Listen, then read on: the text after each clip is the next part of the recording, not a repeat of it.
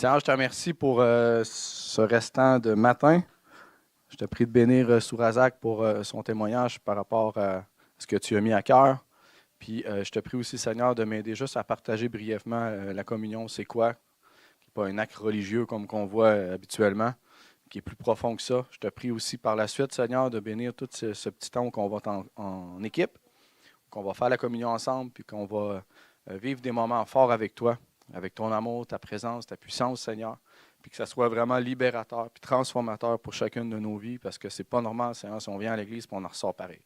Fait que, Seigneur, vraiment, ouvre nos cœurs, puis aide-nous à recevoir au nom de Jésus. Amen. Alléluia. Tu prêt, mon frère, faire ton... Oui. Yes, alléluia. Quand je te ferai signe de même... Bonjour à tous et à toutes. Je vais remettre ce temps-là à Dieu, pour toute la gloire lui revient. Okay? Premièrement, pendant la louange, j'ai reçu quelque chose. Puis moi, j'ai fait un rêve cette nuit. Puis je n'étais pas supposé le compter, mais je ne l'ai pas compté à personne. Mais je vais vous le compter à vous. Parce que je pense que c'est important. J'étais dans une pièce, puis il y avait des gens, une famille, puis je suppose une famille pakistanaise ou quelque chose du genre. Puis il y avait un membre dans la famille assez âgé.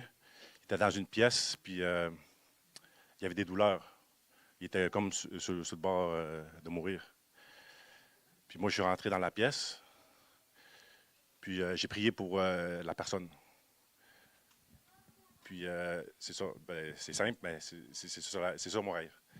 Je suis rentré dans la pièce, j'ai prié au nom de Jésus, douleur à l'estomac ou dans le ventre, sors maintenant. Mais je ne l'ai pas dit timidement. Dans mon rêve, c'était vraiment autoritaire et vraiment fort. Puis ça a sorti, il y a une boule de sang qui est sortie, puis elle a tombé à terre. C'était comme un genre de cancer. Fait que moi, je me suis mis à pleurer. Je me suis mis à pleurer, j'appelais mon frère, mes frères, puis j'étais vraiment ému de ça. Puis ça m'a pris conscience que l'autorité dans le nom de Jésus, ben, ça peut être puissant. Puis Jésus guérit encore aujourd'hui. Puis c'est ça, c'était mon rêve. Je voulais juste le partager, mais c'est ça, le cancer est sorti. Fait que c'est ça. Puis c'est ça, c'était juste mon rêve que je voulais compter tout de suite.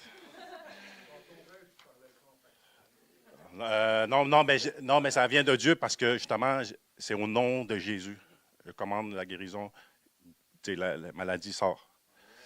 Fait que c'est un rêve prophétique ou peu importe, ça vient de Dieu.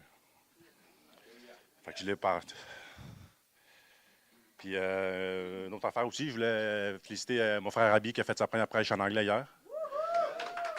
Puis c'était super beau, c'était touchant.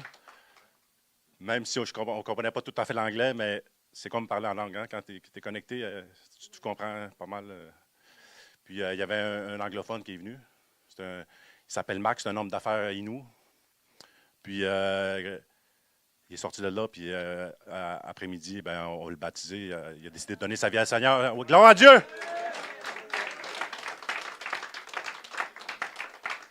Bon, là, je vais commencer dans le... J'ai brisé la glace. J'ai brisé la glace un peu. Non. Il y a beaucoup de plages, mais c'est pas tout ça. Je voulais briser la glace un peu, puis c'est ça. Ben, dans le fond, moi, je voulais vous témoigner. J'ai fait un voyage durant les vacances avec ma famille, ma femme, puis les enfants. Puis ça ne s'est pas passé comme prévu. C'est ça. Il y a quelques frères et sœurs ici qui connaissent l'histoire, mais la plupart d'entre vous, ils ne savent pas tout. Fait que c'est important pour moi de partager ça avec vous aussi. Parce qu'il a fallu qu'on surmonte beaucoup de défis. Puis des fois, on peut dire les attaques de l'ennemi, mais c'est ça. Quand on remet ça à Dieu, ben, des fois, il peut nous faire des beaux clins d'œil au travers de cette tempête-là. Fait que moi, j'ai pris des notes. J'ai pris des notes, puis là, j'ai marqué pour pas perdre trop de choses. Fait que j'ai marqué, je vais y aller jour par jour, de jour 1 à jour 10, parce que c'était un jour de 10.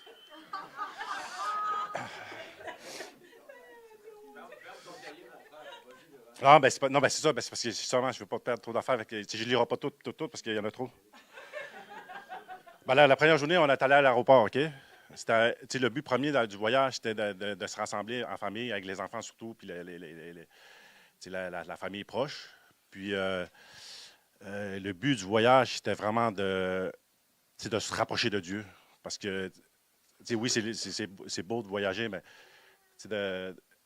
d'avoir une intimité avec les enfants, puis d'essayer de les amener à Jésus, en même temps, dans un sens, les évangéliser au travers du voyage, puis aussi, premièrement, on était supposé aller en croisière. C'est ça. Fait que le jour 1, on arrive à l'aéroport, puis tout ça passe bien jusqu'à date, là, avec les valises et tout ça, mais rendu aux douanes américaines, j'ai été refusé l'accès. Pas drôle. C'est pas drôle. Fait que là, on arrive tout aux douanes, mais tout se passait bien, mais rendu aux douanes américaines, il arrive à moi, puis j'ai pas passé aux douanes. Parce que dans le fond, moi, j'ai déjà fait des gaffes quand j'étais plus jeune, puis j'avais un dossier aux douanes américaines, mais moi, je ne le savais pas. Ça faisait tellement longtemps, ça fait une vingtaine d'années, j'avais fait pousser du pot. Ben, ça fait longtemps. Fait que là, ben là nous autres, avant d'aller en voyage, on s'était renseigné si j'avais un dossier criminel, quelque chose comme ça. Mais au palais de justice du Canada, on n'avait absolument rien. Tout était sans tâche. Mais ça a l'air qu'aux douanes, c'était taché. Puis Dieu m'a pardonné pour ça, mais je pense que Trump, lui, ne m'a pas pardonné pour ça. Parce que depuis que Trump est arrivé au pouvoir, ben, c'est serré dans les douanes. Fait que, il ne laisse pas passer n'importe qui, puis étant donné que c'est ça, il s'est trompé.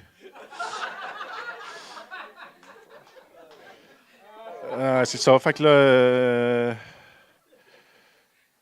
Fait que c'est ça. Finalement, ouais, ils nous ont viré de bord aux douanes. Puis ma femme et les enfants auraient pu y aller pareil au voyage. Mais elle a décidé de rester avec moi. Puis, ouais, c'est ça, le meilleur pour le pire. Ben, c'est comme un capitaine de bateau. Si tu pars sans ton capitaine, ça se peut que tu coules. Fait que, ben ça, c'est la même. Ouais, mais ça, c'est la même chose avec Jésus, hein? Jésus, c'est lui qui est en chef, là. Si tu ne suis pas Jésus, ça se peut que tu coules aussi. Hein? Oui, ouais, ben, on est deux capitaines. On est tous des capitaines.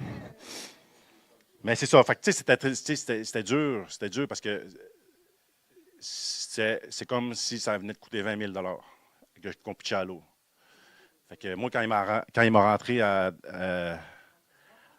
dans les douanes, pour m'arrêter, ben, à partir de ce moment-là, j'ai commencé à prier comme il faut. Là, j'ai mis mes pensées envers Jésus, qu'est-ce qu'on va faire, puis ça.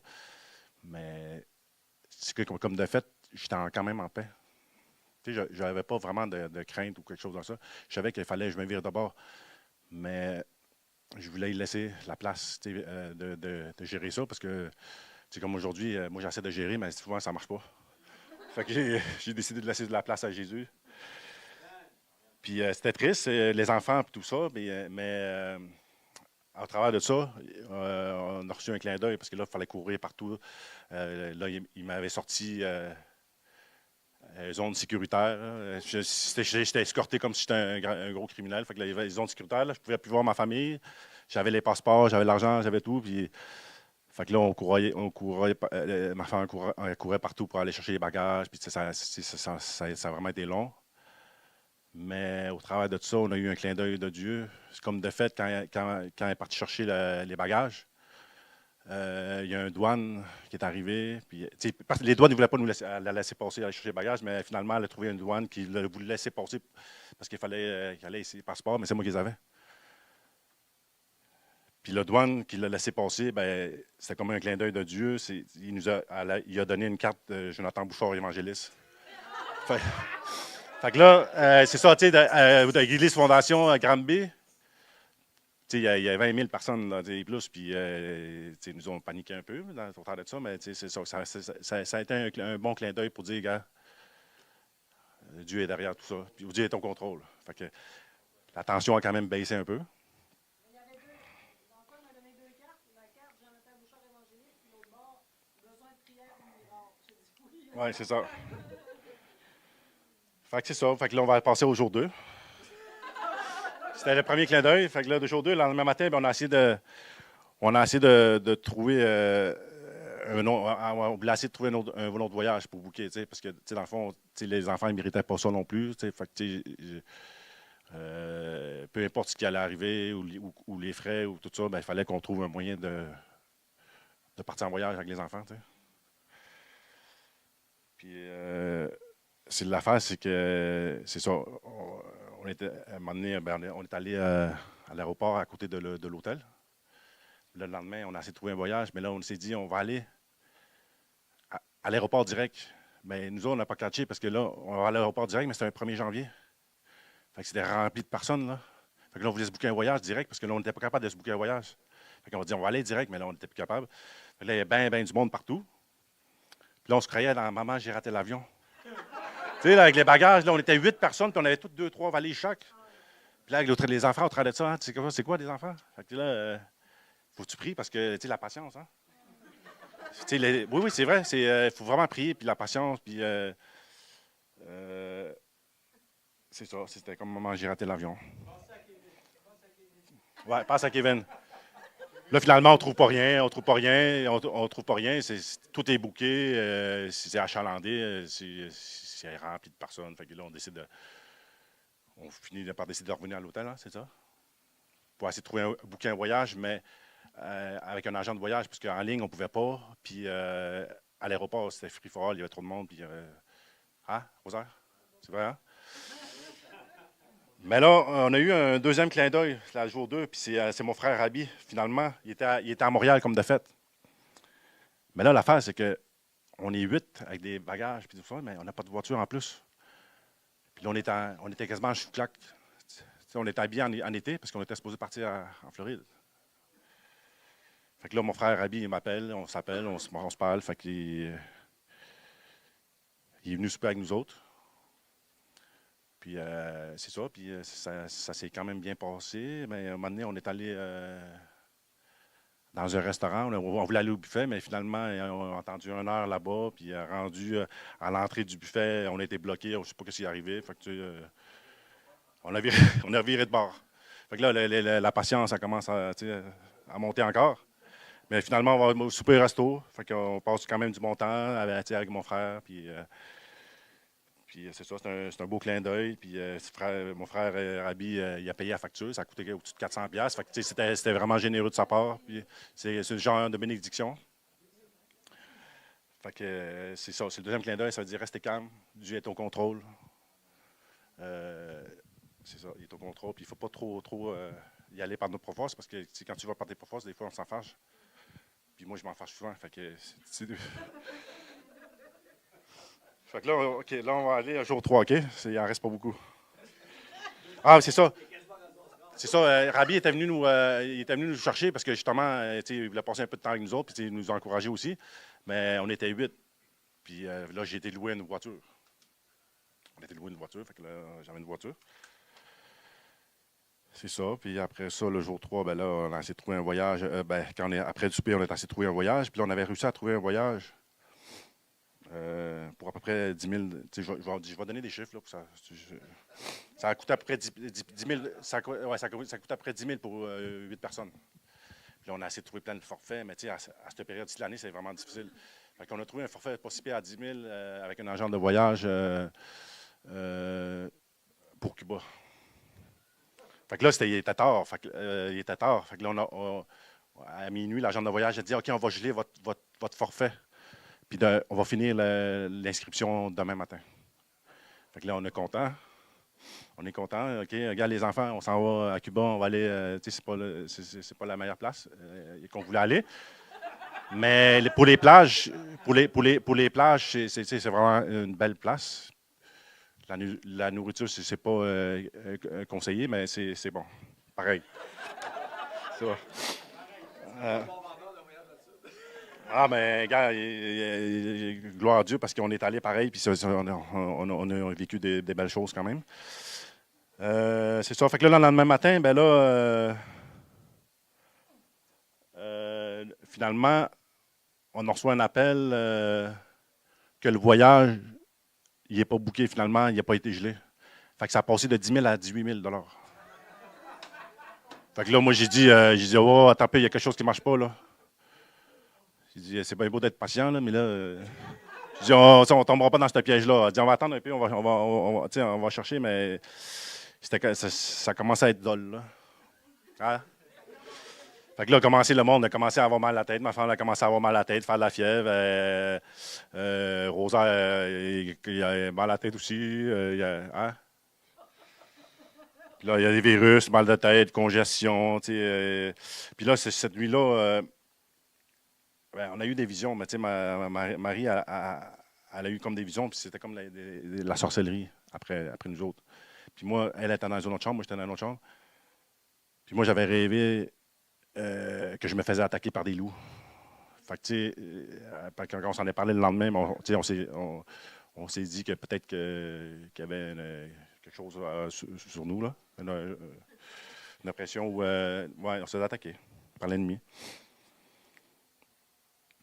Puis là, c'est ça. Fait que là, on finit quand même par trouver un voyage. Ça revenait à 12 000 pour 8. Fait qu'on on boucle le voyage. Fait que là, la chambre de voyage, elle boucle le voyage pour 8. Une chambre, 2 chambres, 3 chambres, 4 chambres, 5 chambres. Ah non, on est 8. Non, mais une chambre pour 4. Une autre chambre pour. Deux chambres de trois, puis là, quand on est arrivé à la troisième chambre pour les deux dernières personnes, ben, c'était plus 3 000 $, c'était rendu 7 500. Ouais, c'est ça. Fait que en quelques espaces de minutes, les deux dernières places, ça a monté dans genre 600 000 $. Fait que les hey, là, il y a des limites, là. Moi, je ne suis pas une banque non plus. T'sais. Fait que là, finalement, on décide d'y aller pareil. Daniel puis Rosa, on s'est parlé, puis on s'est dit, avec sagesse, ils ont dit, gars, allez-y en famille, puis nous autres, on va prendre le retour. Puis, avec tout ce qui s'est passé, je pense que c'était la bonne décision à prendre, de nous laisser faire, de nous laisser partir tout seul. Non, non. C'est ça. Puis là, c'est ça. Là, on va tomber dans le jour 4. Là, je vais porter Daniel puis Rosaire à l'aéroport. Puis là, on décide de relaxer un peu avec les enfants. Parce que là, ça fait 4 jours qu'on courait partout un peu, là, les hôtels, puis l'aéroport. Fait que c'est pas le fun, là. C'est comme dans Maman, j'ai raté l'avion. Fait que là, on décide de relaxer un peu. Moi, avec la voiture louée, je vais porter Marie avec ma petite fille pour aller magasiner un peu, faire les ongles, puis les orteils, des affaires comme ça. Puis moi, puis les petits gars, on est allés au paintball, au go-kart paintball. Fait que, ça a super bien été. Ça a détendu un peu la tension. Puis, les enfants, ils ont bougé un peu. Fait que, ils se sont énervés là-bas. Fait que là,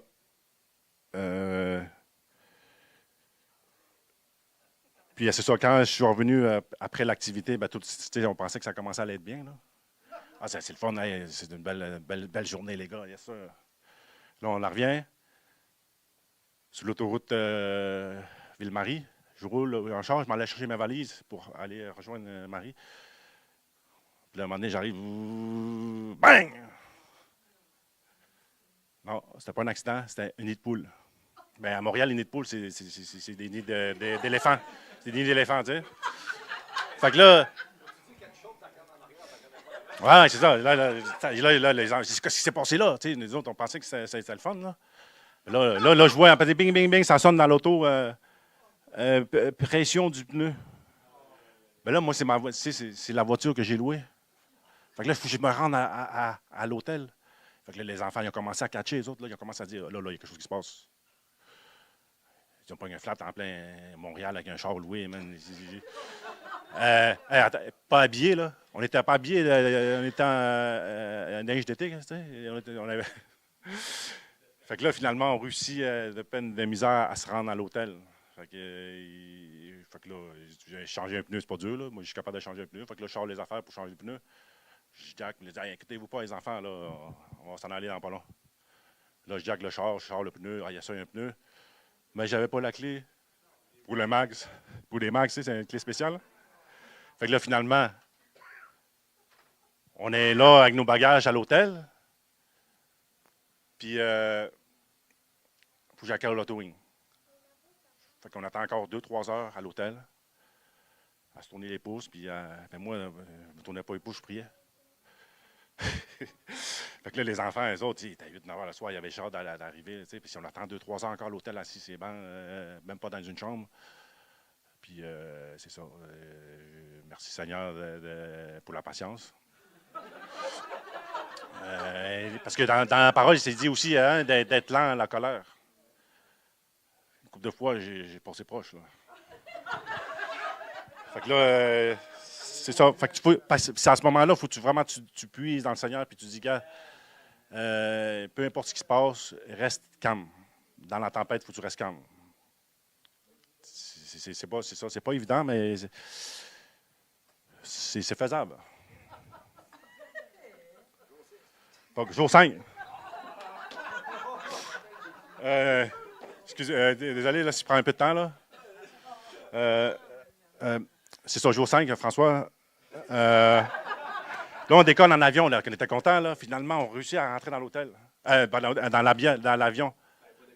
Non, elle n'a pas décollé encore. Mais finalement, on décolle, tout se passe bien. On arrive tard le soir à Cuba. Puis là, les enfants commencent à avoir faim. Puis la nourriture là-bas n'est pas reconnue comme 5 étoiles. Ben, c'est 5 étoiles, mais pour eux autres. Fait que là, nous autres, on arrive là, puis on va au buffet. Fait que là, on rentre à la dernière minute. Fait que là, il finit par nous faire rentrer. Fait que là, les enfants, ils mangent. Mais là, Stéphane, lui, pour ceux qui ne connaissent pas Stéphane, c'est le garçon à Marie, c'est mon petit garçon. Puis là, lui, ben, lui, il avait faim. Fait que là, il commence à manger des fèves, toutes sortes d'affaires. Puis là, il dit, puis là, les gars, ils disent ah, c'est pas si pire, la nourriture est bonne. Moi, j'ai faim, moi. Fait que là, ils mangent tout. Tout se passe bien jusqu'à date. Fait que là, le lendemain matin, ben, on décide d'aller à la plage, voir, à Cuba, la seule affaire qui est pas pire là-bas, c'est les plages. Ben, les plages, ben, l'accueil, les gens sont super accueillants.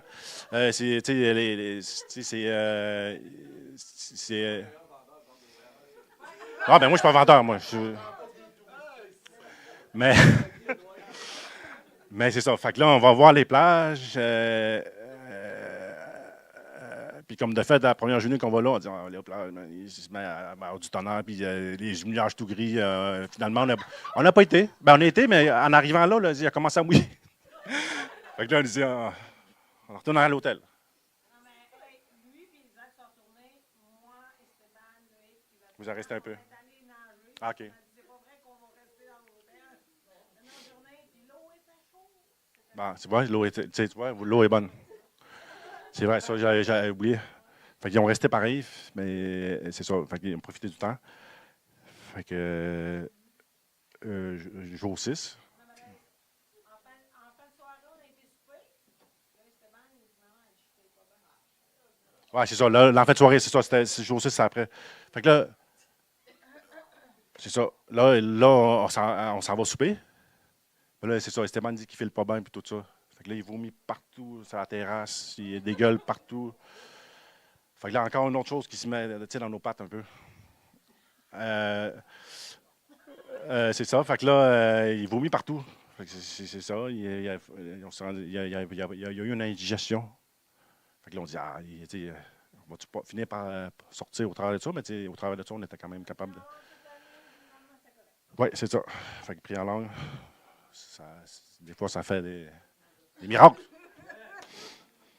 Bon, là, on est jour 6 passé. Jour 7, Jour 7, ça commence à aller bien. On va à la plage, on mange de la crème glacée. Puis c'est pas pire, il y avait un restaurant, il faisait des patates frites. Fait qu'on a mangé toute la semaine là-bas.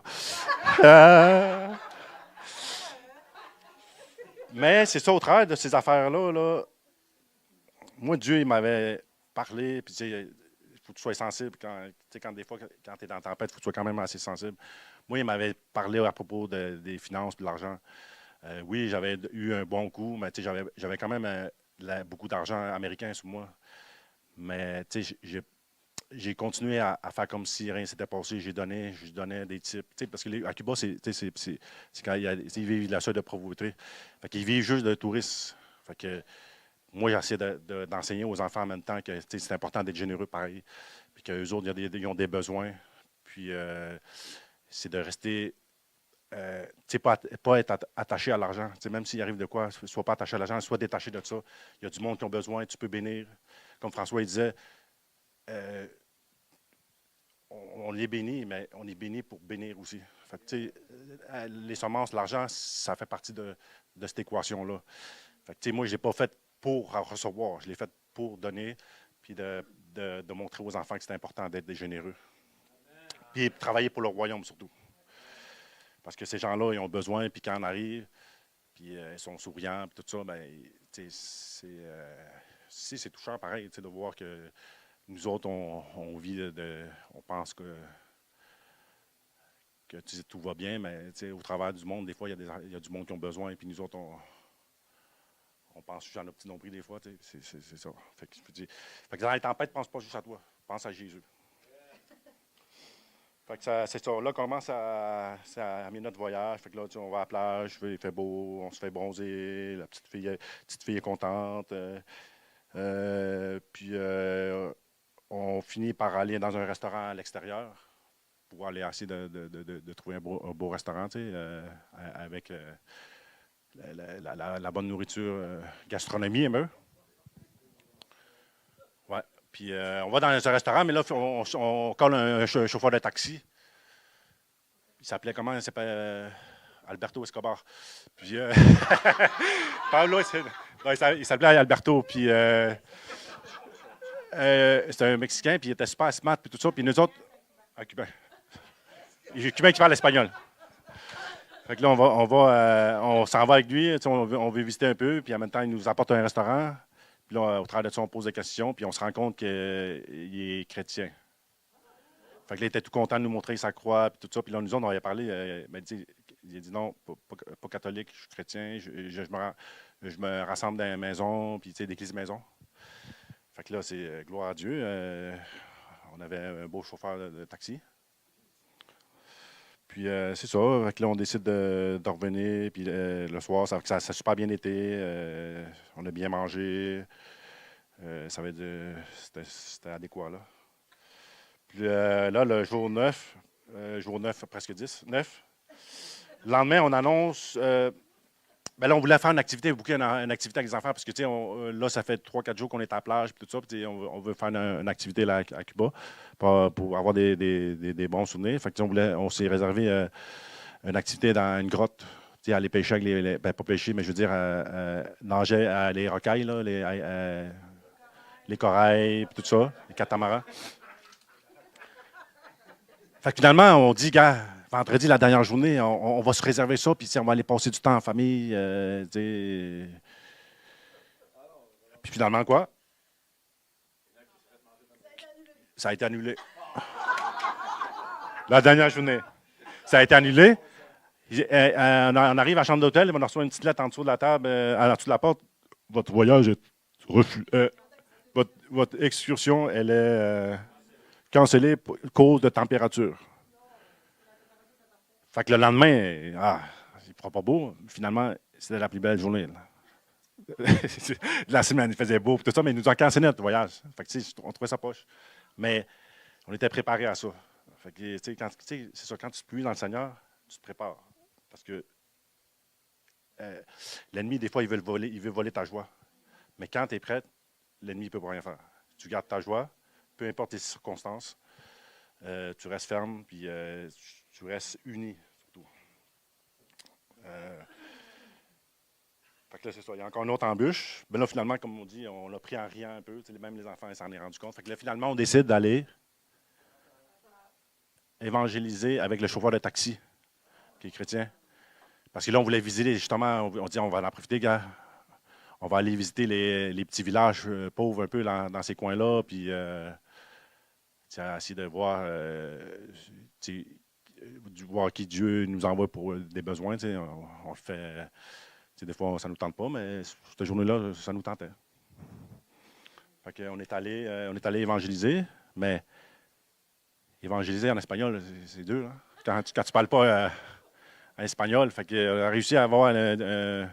Finalement, on rentre dans une ruelle, puis on rencontre une madame qui était sur une chaise roulante. Puis sa mère aussi dans une cour, vraiment dans une ruelle, vagabond, là, c'est vraiment pauvre, tout ça. Fait que là, on sort. Fait qu'on se dit, c'est sûr que c'est là, il faut qu'on aille. Fait qu'on sort, on va évangéliser la madame. Elle était sachée une chaise roulante, puis elle était vraiment infirme, tout ça, mais juste le voir, la réaction de la madame, elle était tellement contente de nous voir. C'est comme si elle n'avait jamais vu personne de sa vie.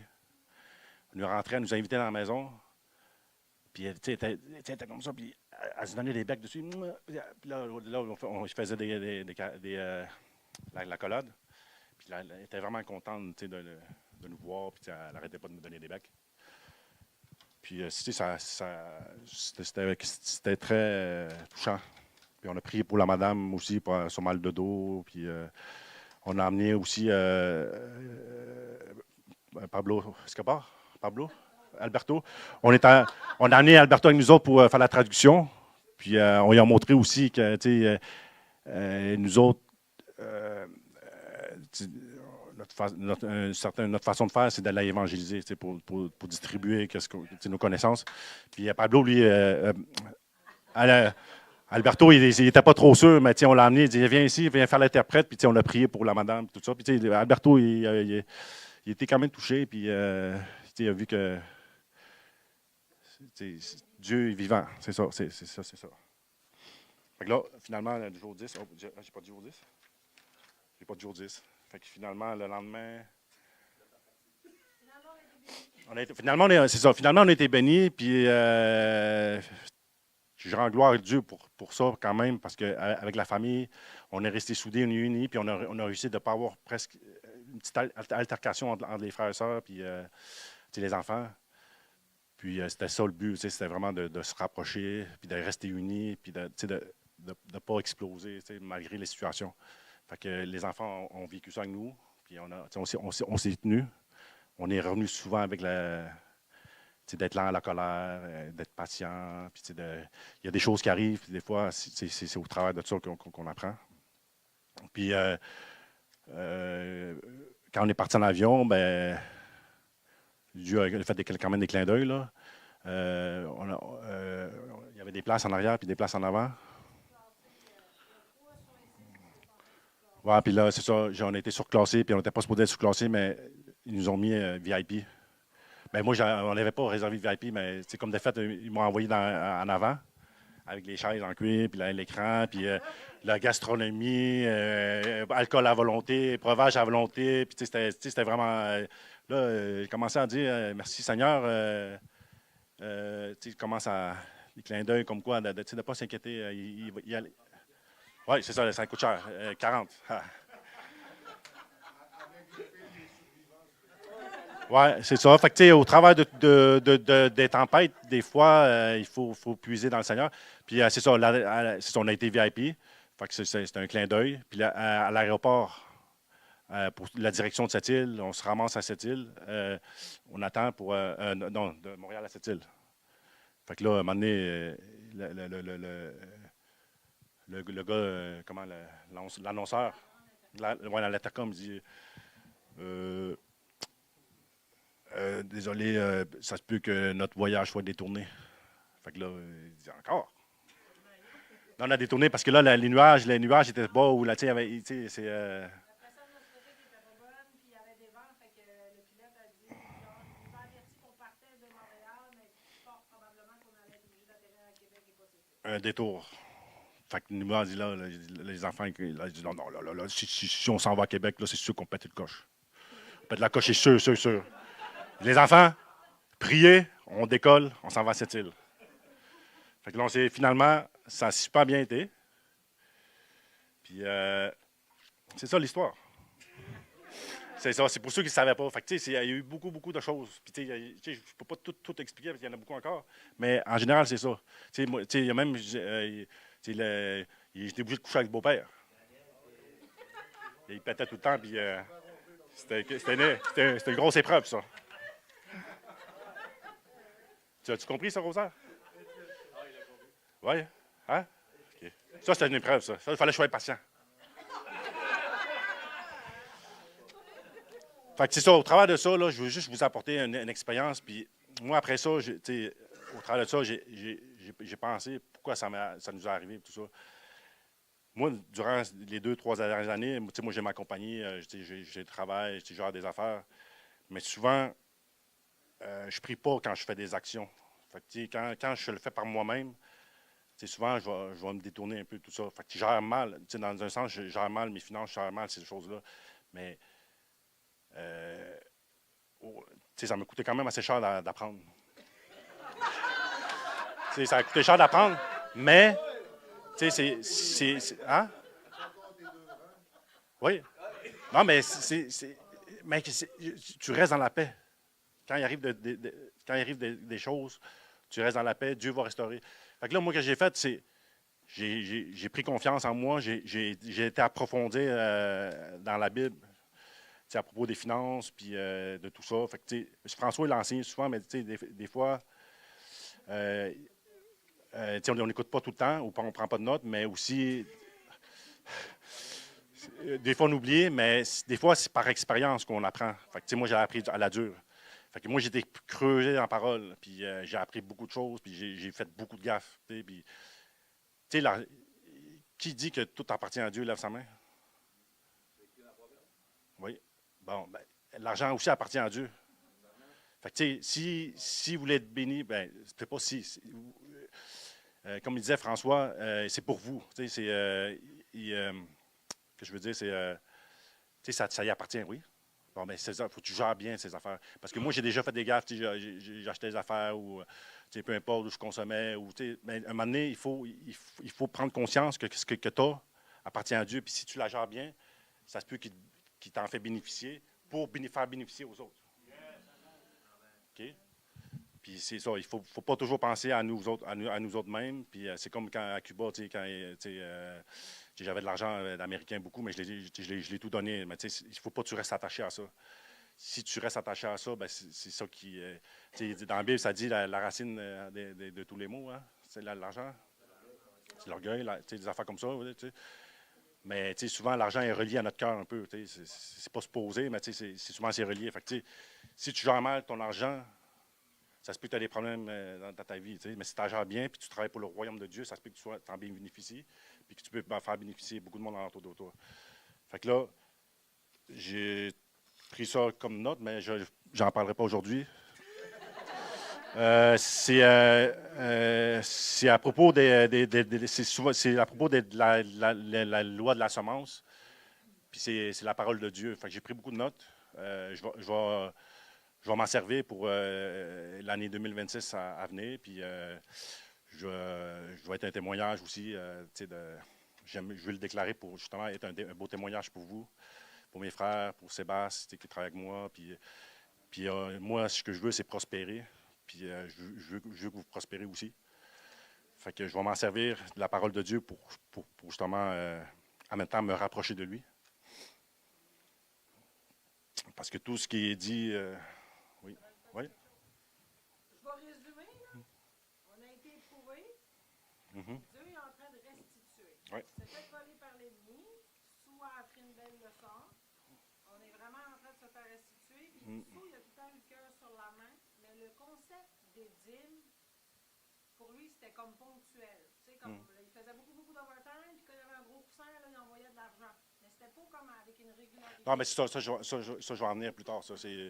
C'est ça, parce que selon mes recherches, mes enseignements, pas les enseignements, mais les enseignements de Dieu, ben, j'ai fait des recherches à propos de ça, la dîme, tout ça, parce que je pensais que j'aurais bien, mais autrement dit, Dieu peut te prendre en un clin d'œil. Je ne dis pas que c'est Dieu qui a fait ça, mais Dieu l'a permis. Okay? Il l'a permis. Fait que c'est pour m'apprendre des choses. OK? Fait que fait que moi, j'ai creusé par rapport à ça. Comment je vais gérer ça à partir de ce moment-là? Ben, c'est ça. Je vais le faire cette année. Puis, Ça va être à propos des dîmes, des offrandes, tout ça, si François me le permet aussi, là, parce que c'est sûr que quand je viens en avant, c'est vraiment... Ah, c'est pas long. C'est ça, c'était ça le témoignage du voyage de feu. Il reste 10 minutes.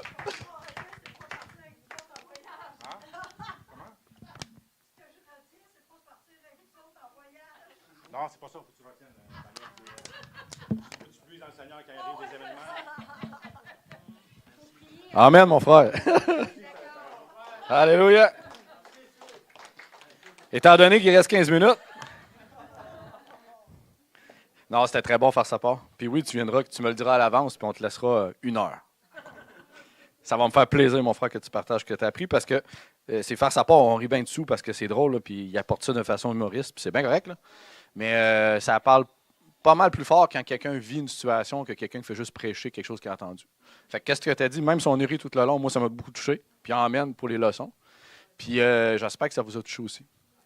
Parce que ça parle, là, il parle du concret. Je l'ai vécu, voici ce qui s'est passé, puis comment Dieu est en train de m'enseigner. Puis ça, d'habitude, ça t'offre dans le temps. Alléluia. Fait que oui, quand tu es prêt pour ta section 2 ou partie 2 ou peu importe, tu me le dis, puis je te laisse tout un dimanche pour ça. Ça marche? C'est vraiment bon. Merci, mon frère. Là, je vais être transparent avec vous. Gloire à Dieu. Je sais qu'il y en a peut-être qui sont pressés ou non, mais soit qu'on décide de prendre 20 minutes, puis on fait la communion, puis vous partez, c'est comme vous voulez. Moi, j'ai du temps, moi, je m'en fous. Là. S'il y en a qui veulent partir, partez, puis sinon, on peut la faire. Vous êtes-vous pressés? Non? Ceux qui partent, partez. OK, c'est ça. Je vais prendre le temps juste faire un petit résumé. Je vais prendre 45 minutes. C'est pas vrai.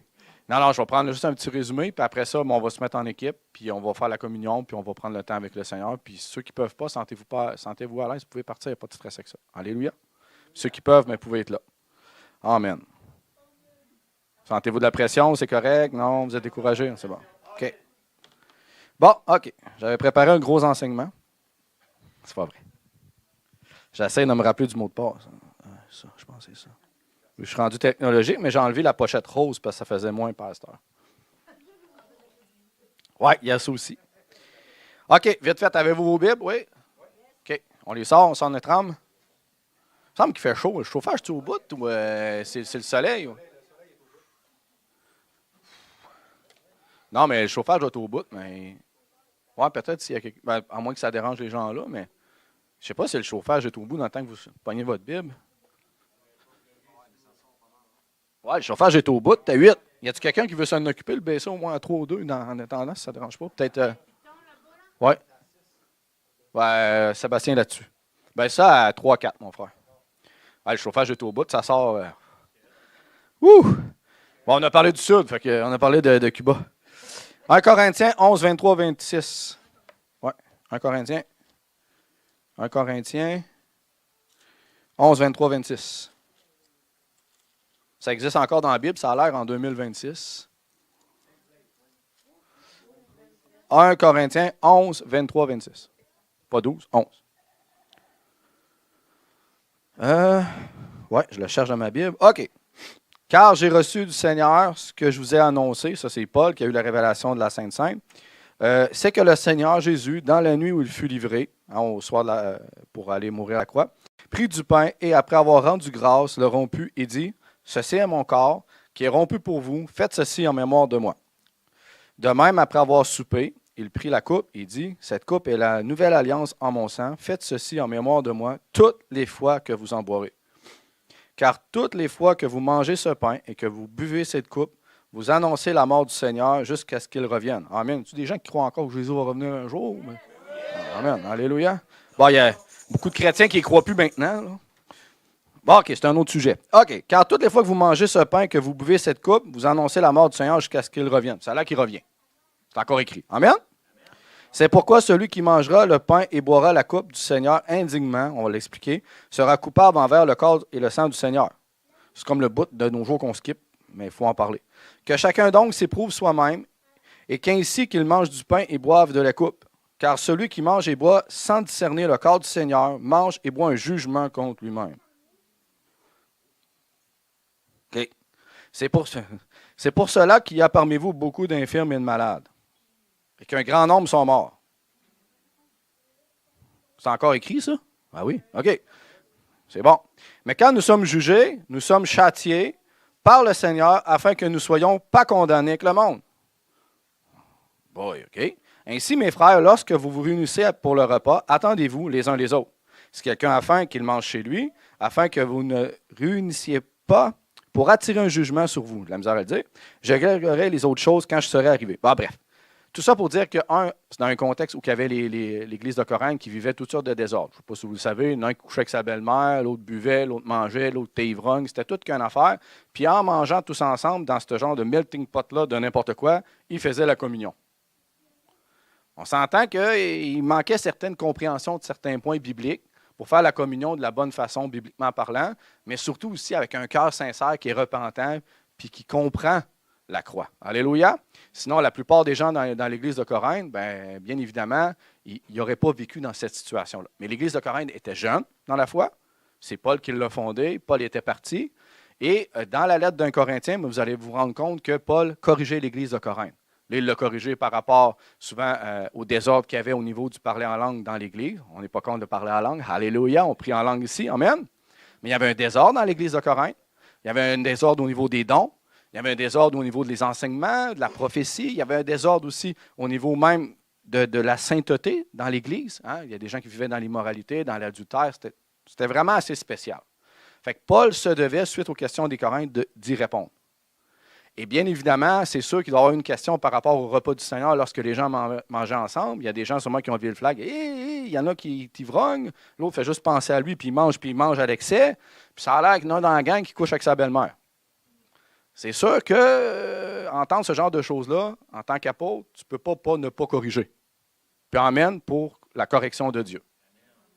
Parce que Dieu corrige même après 2026 ans. Alléluia! C'est la même parole. Ce que Paul enseigne là, il l'a enseigné il y a 2000 ans. Ça va? OK. On va aller plus du positif, puis on va finir avec les négatifs. Donc, la communion, c'est quoi? C'est un moment entre nous et le Seigneur. Donc, quand tantôt on va être en petit groupe, on va faire la communion, il faut comprendre que c'est peut-être juste pas un petit groupe, juste pour jaser de notre fin de semaine puis de notre semaine. Si on se réunit ensemble pour faire la communion, on est là on est là ensemble pour communier, pour se rappeler de notre union qu'on a avec le Seigneur.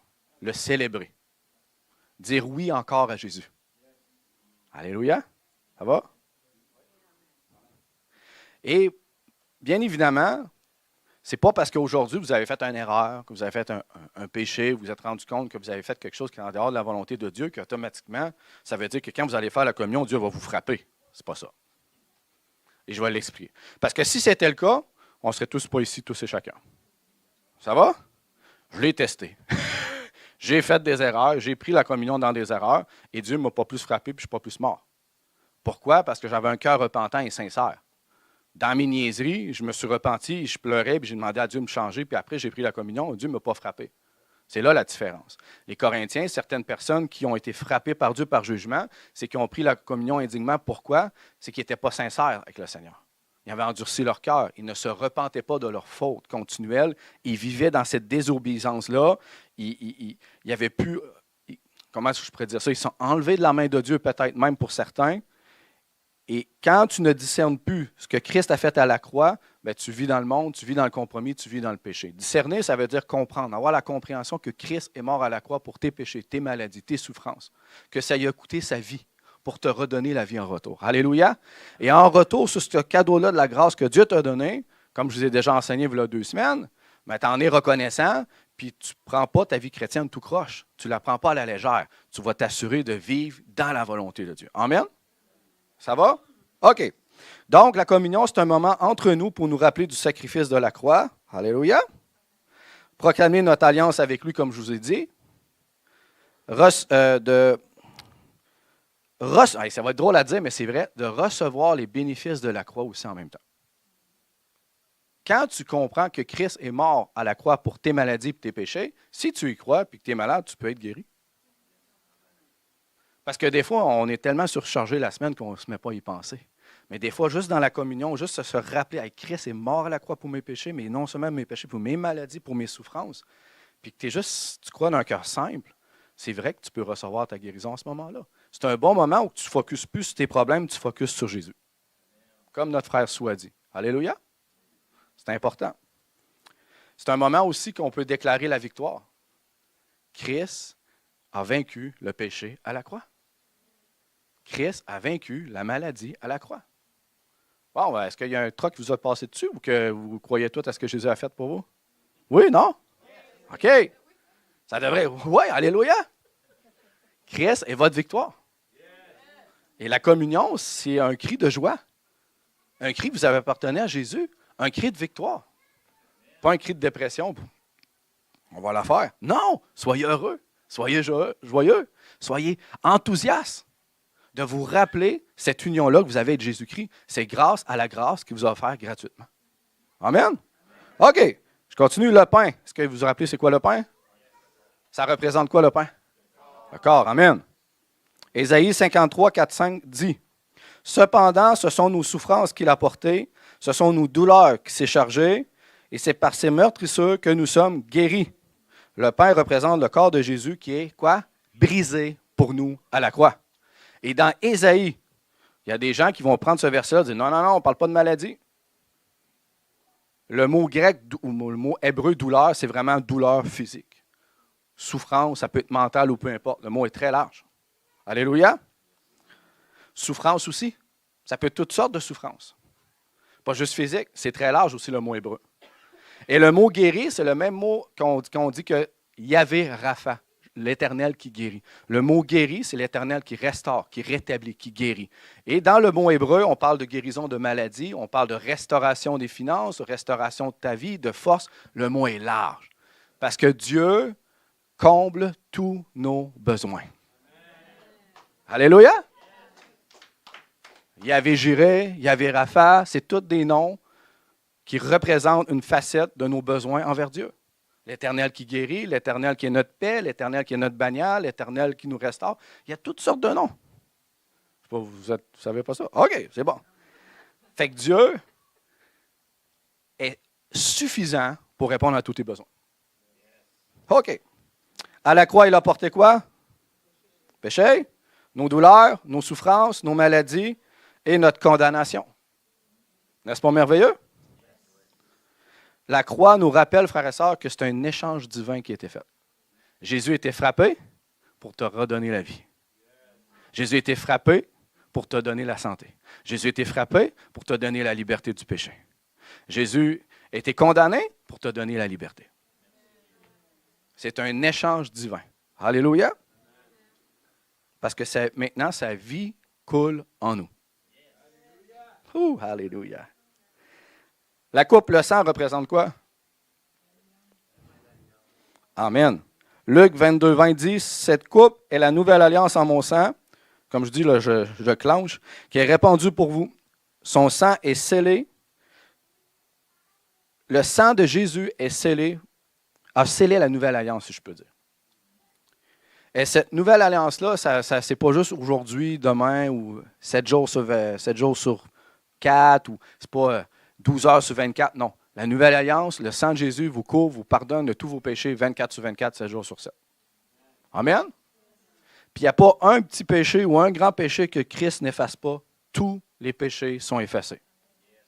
Sauf quelqu'un qui renie clairement Jésus-Christ. On s'entend.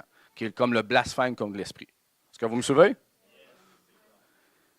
Donc, Jean 19, 30, quand Jésus était à la croix, quand il a crié dans l'agonie, tout est accompli, c'est parce que tout est accompli. Il a pris tes maladies,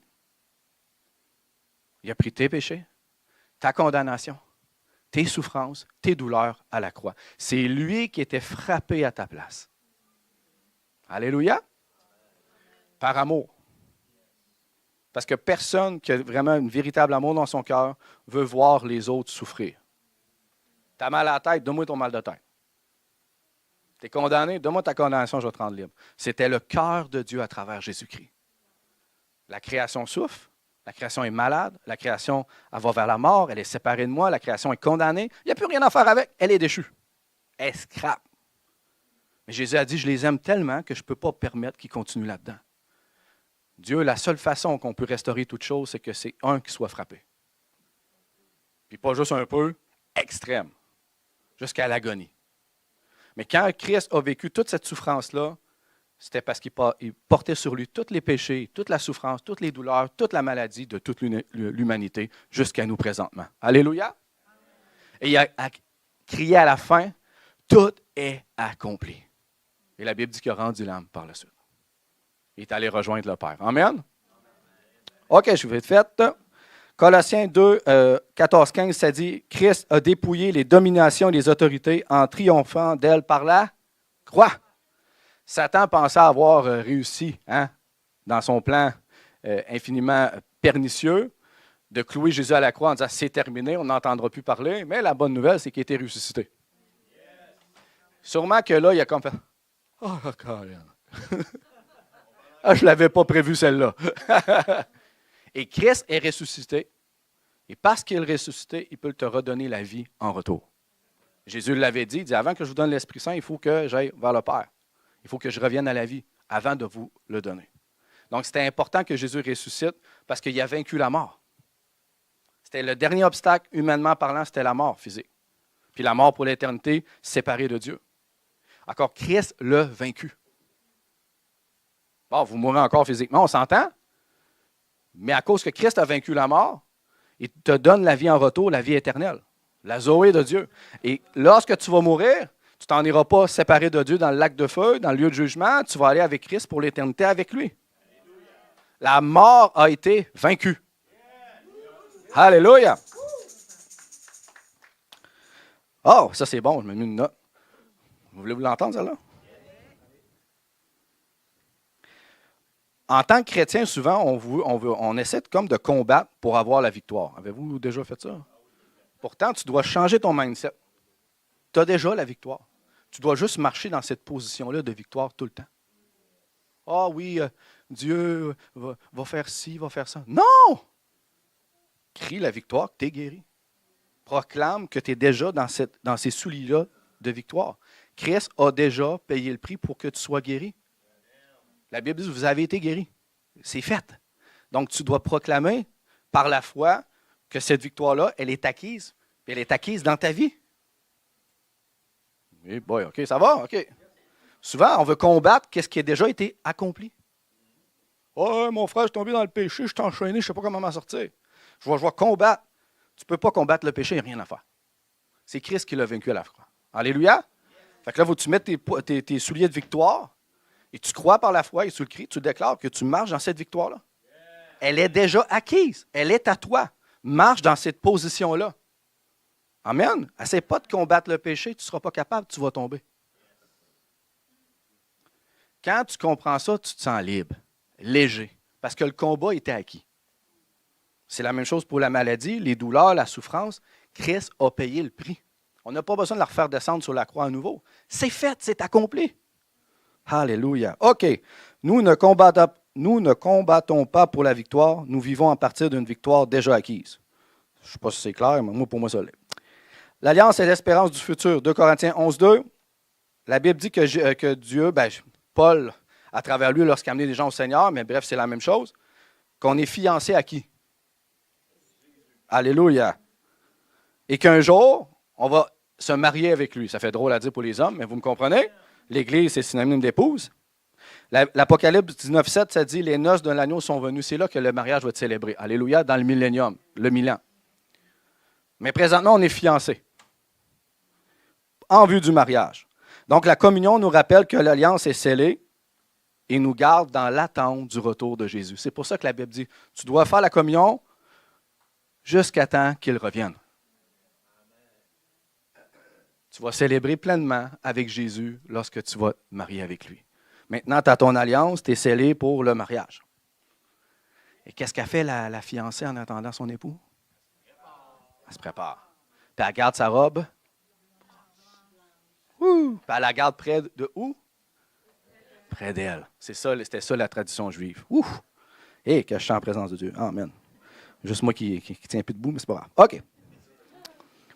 Bon, ce que la communion est selon la Bible, un mémorial, Luc 22, 19, ça dit « Faites ceci en mémoire de moi ». En mémoire de qui? On se rappelle. Ce qu'il a fait. Il a fait quoi? Ben, pas juste ça, péché, la mort. Qui a dit maladie? OK. Et douleur. On se rappelle du péché parce qu'on s'entend que c'est primordial, mais à la croix, c'est un tout. Oh, ça va être drôle, ça, je veux dire, mais c'est ça qu'on voit dans la Bible. Puis les apôtres l'enseignent comme ça. Le péché, c'est le problème de l'humanité, mais la maladie autant, puis la souffrance autant, la douleur, puis la mort. Ça a coûté la même vie à Jésus pour la maladie puis le péché. Fait qu'il faut arrêter d'exclure la guérison, où je vous dis que c'est le péché. La Bible a dit qu'il a tout accompli, il a payé le prix de tout. Amen? La religion sépare, parce qu'il ne croit plus au miracle. C'est différent. Une proclamation, 1 Corinthiens 11, 26, vous annoncez la mort du Seigneur jusqu'à ce qu'il revienne. Une communion, une participation, 1 Corinthiens 10, 16, la communion au sang de Jésus, la communion au corps de Christ. Oh! Ça va bien? C'est pour ça qu'on peut le faire en équipe aussi. On peut faire la communion seul avec Dieu, mais on peut le faire en équipe ensemble parce qu'on fait toute partie du corps du Seigneur. Alléluia! Tout est interrelié en Jésus-Christ. La Bible a dit que le Saint-Esprit nous lie les uns les autres. C'est pour ça que si un souffre, on peut souffrir avec lui. Si un qui est dans la victoire, on peut être dans la joie avec lui. Pour ça, des fois, tu peux être chez vous sur le bol de toilette, comme ça m'arrive, tu pries. Bon, à un moment donné, Dieu te met quelqu'un à cœur. C'est vrai? Amen pour le bol de toilette. C'est le lieu que tu as appelé quand tu as 4 enfants. Ou 8. Non. OK, c'est un autre sujet. C'est un acte d'unité. 1 Corinthiens 10, 17, nous formons un seul corps. Donc, vous voyez qu'il y a un échange. On comprend la croix. On comprend aussi que on se remémore que Jésus revient. Ça renouvelle notre espérance. Ça renouvelle nos vœux. Qu'un jour, on va être marié avec lui, qu'on est fiancé. On dit toujours oui. Oui, Seigneur, oui, je veux me marier avec toi. Est-ce que vous me suivez? Mais en même temps aussi, c'est une participation au corps de Christ, les uns envers les autres. Parce qu'on est tous dans le même corps.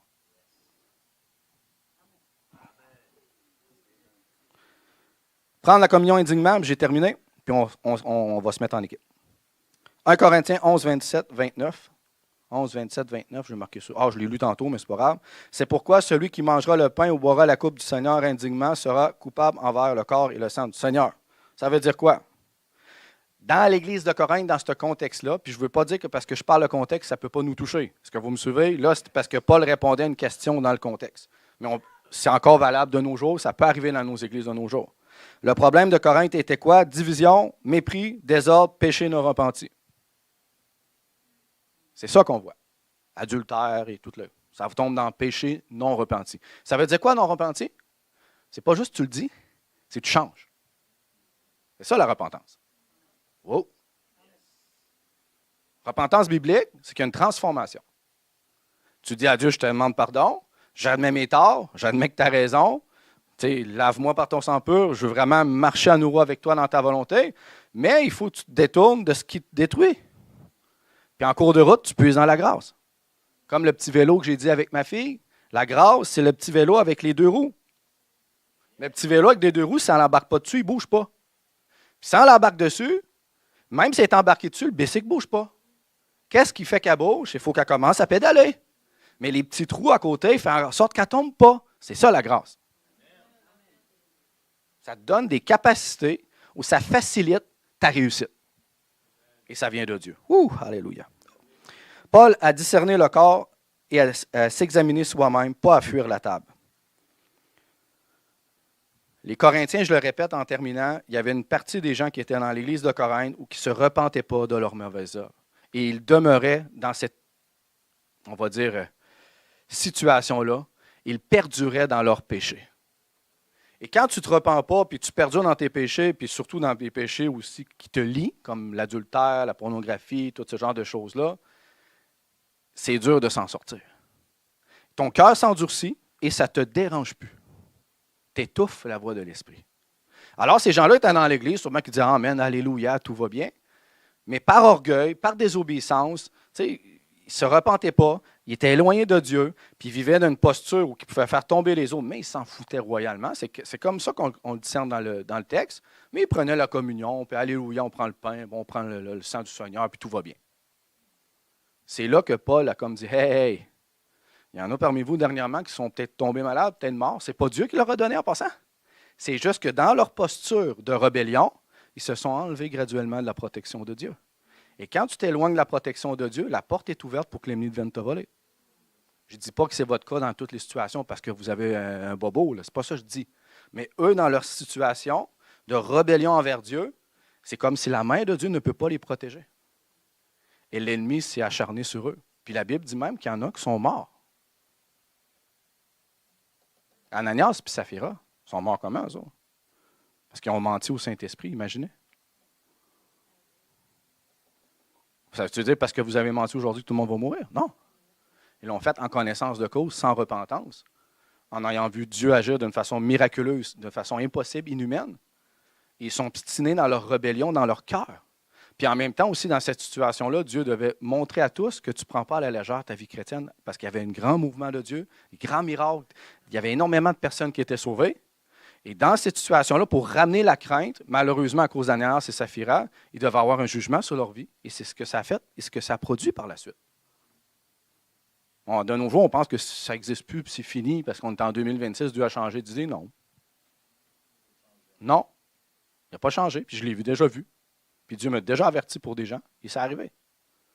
C'est juste qu'il n'est pas prêché, ce n'est pas expliqué. Est-ce que vous me suivez? Qu'aujourd'hui, si tu prends la communion, puis tu as un cœur repentant, puis tu n'es pas obstiné dans ta rébellion, puis tu n'es pas loin de Dieu, puis que tu sais, oui, on tombe tout, mais est-ce que tu te repens? Est-ce que tu changes? Est-ce que au moins tu embarques sur le petit BC puis tu avances avec Jésus? Est-ce que tu es encore uni à lui? Ou que tu es sorti, puis tu es vraiment loin de lui, puis dans ton cœur, tu le sais que tu es vraiment loin de ce que Dieu veut, c'est certain que si tu as un cœur repentant, c'est le bon moment de revenir aujourd'hui puis venir à la croix. Mais si tu le fais de façon obstinée, puis hey, pas besoin de me repentir, puis tu le sais que tu es vraiment, vraiment loin, puis dans une situation qui ressemble à l'Église de Corinthe, tu es peut-être mieux de t'abstenir. Parce que je le répète, je le dis, tu ne peux pas pousser Jésus à faire un adultère spirituel. C'est drôle à dire, hein? Moi, si ma femme, j'étais avec ma femme, je suis uni, puis il y a une autre femme qui vient, puis qui essaie de s'unir à moi ou de vouloir coucher avec moi ou vouloir avoir quelque chose qui est de moi, qu'est-ce que je vais lui répondre? Hey, tu n'es pas marié avec moi, tu n'as pas de droit. C'est la même chose avec le monde. C'est la même chose avec le péché. Christ ne peut pas s'associer à des gens qui l'ont renié ou qui sont partis dans le monde, qui ont endurci leur cœur, qui vivent totalement en désaccord avec la volonté de Dieu de façon consciente, durable, et orgueilleuse et rebelle contre ce que Dieu veut de bon pour eux. Ça va, ça fait mal, mais c'est ça la vérité. Je sais que ce n'est pas votre cas, mais on doit comprendre qu'est-ce que la Bible dit enseigne là-dessus aussi. Parce qu'on le skip, parce qu'on ne veut plus en entendre parler. Ça ne donne pas le droit à quelqu'un qui veut s'unir avec moi parce qu'on n'est pas mariés ensemble. Ma femme a des droits que les autres femmes n'ont pas. Sue a des droits sur sa femme que d'autres femmes n'ont pas. Parce que c'est dans l'alliance, c'est dans le cadre du mariage. Là j'espère. Mais vous me suivez? Moi, je peux parler à toutes les femmes ici. Je peux vous faire une grosse colle. Je peux vous dire que je vous aime. On peut parler ensemble, faire des choses ensemble comme ça. Mais ça ne vous donnera jamais le droit à l'intimité que j'ai avec ma femme. Parce que ça, c'est permis dans l'alliance du mariage. Vous, en tant que vous êtes dans l'alliance avec Jésus, en vue du mariage, vous avez une intimité que le monde n'a pas. Fait que ça veut dire aussi qu'un pécheur qu'on amène qui n'est pas baptisé ne devrait pas faire la communion. Parce qu'il n'est pas dans l'alliance avec Jésus-Christ. C'est comme le pousser à faire un adultère spirituel aussi. Le faire rentrer quelqu'un qui n'est pas sous l'alliance du mariage. Est-ce que vous me suivez? C'est un peu la même chose. Fait que ce n'est pas de rejeter les gens qui ne sont pas baptisés. C'est de comprendre que, hey, attends, avant de vouloir te remémorer, célébrer, dire oui à nouveau à l'alliance que tu as avec Jésus, commence par venir à cette alliance-là puis de la recevoir par la grâce gratuitement, en te repentant, en te faisant baptiser. Alléluia, en donnant ta vie à Jésus. C'est vraiment important de le comprendre. Puis quelqu'un qui était chrétien, mais qui est retourné dans le monde, comme je vous l'ai dit vite fait, qui est rebelle, puis qui s'est vraiment éloigné de la volonté de Dieu, puis que, tu sais, il est vraiment même plus sous la main de Dieu volontairement parce qu'il s'est éloigné, lui aussi est dans une posture un peu semblable. Il doit revenir à la croix, se repentir, se faire nettoyer par le sang de Jésus, puis être vraiment sincère dans une démarche dans son cœur, dire, Seigneur, OK, je m'en détourne. Je change, je me corrige. Avant même de revenir célébrer la croix. avant même de revenir célébrer l'union avec Christ. Parce que dans cette posture-là de rébellion, ton cœur est fermé, tu ne discernes pas pantoute qu'est-ce que Christ a fait à la croix. Parce que si c'était le cas, ça ferait longtemps que tu revenais à lui. Amen? Donc, que chacun s'éprouve soi-même, c'est pas aller se pitcher devant un bus, c'est juste dire, je suis encore uni à Christ? Je suis encore en relation avec lui? Est-ce que je suis dans le monde? Est-ce que je me suis rebellé? Est-ce que je suis parti loin de lui? Si la réponse est non, alléluia. Si c'est le cas, reviens à la croix aujourd'hui, puis repens-toi, puis mets-toi en ordre avec Jésus. Puis prends la communion après. Alléluia. On doit toujours venir avec un esprit de repentance, de reconnaissance et aussi d'amour envers nos frères et nos sœurs. Le non-pardon est très grave, puis en fait partie aussi. Parce que le non-pardon, tu ne le vois pas, en général. Mais c'est dans ton cœur. Puis quand tu ne pardonnes pas un frère et une sœur, tu t'éloignes de Jésus aussi. Au même titre que l'autre qui pêche avec sa belle-mère. Le non-pardon, Jésus a dit quoi? Si tu ne pardonnes pas, je ne te pardonne pas. Il est raide comme ça. Selon moi, c'est comme très grave. Fait qu'avant de vouloir dire « Alléluia, Jésus pour la croix », c'est peut-être le temps que tu fasses la paix avec tes frères et tes sœurs puis que tu pardonnes. Amen? Puis Jésus va te pardonner en retour. Alléluia. OK, j'ai fini. Donc, ce n'est pas votre cas, j'en suis convaincu. On devrait être reconnaissant qu'on va prendre la communion ensemble. On regarde à Jésus, puis on reçoit par la foi. Alléluia. Puis avant de faire la communion dans vos petits groupes, prenez un petit temps, une minute ou deux. On faisait ça à l'Église baptiste. Je trouvais ça bien religieux, mais en même temps, je comprends maintenant. Touchez chacun avant de prendre la communion, juste s'examiner dans son cœur. Seigneur, je suis encore uni avec toi. Tu sais, dans le sens où que mon cœur est-tu là avec toi? Y a-t-il des choses que tu vois que je ne vois pas pantoute, que tu aimerais que je me repente, mais que je change aussi? Aujourd'hui, j'ai des douleurs, des maladies. Je veux y croire, je veux être guéri. J'ai hâte que tu reviennes. J'ai des soucis, des souffrances. J'ai déjà la victoire, Seigneur. Prends-les aujourd'hui. Regardez juste à Jésus dans votre petit groupe. Parlez juste de Jésus. Les soucis, là, ont été vaincus à la croix. Le 30 000 a été vaincu à la croix. Fait que tu déclareras, Seigneur, 60 000 en retour. Fois 10, t'emmènes, alléluia, 1 million. OK. Vous comprenez?